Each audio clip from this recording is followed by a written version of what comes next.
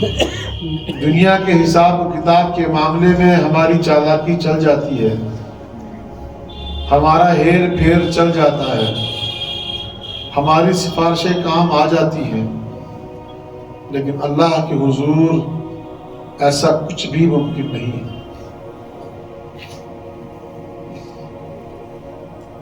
اور فرمایا کہ جس کا حساب اللہ کے ہاں شروع ہو گیا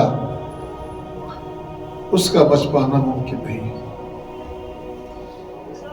اس لیے اللہ کے نبی علیہ الصلوۃ والسلام نے ایک دعا سکھائی ہے، اللہم حاسبنی حسابا یسیرا۔ اس دعا کو پڑھتے رہا کرو کہ اے اللہ میرا حساب آسانی سے لیجیے گا۔ اور اللہ تبارک و تعالیٰ اس بات پر قادر ہیں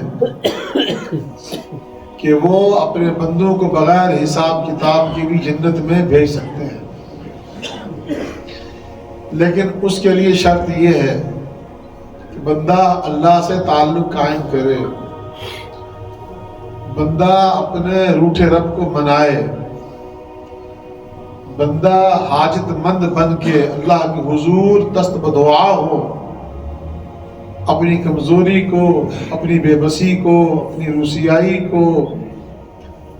اللہ کے حضور پیش کرے اور اشک بار آنکھوں سے اللہ کے سامنے اپنی عاجزی اور بے بسی کا اظہار کرے،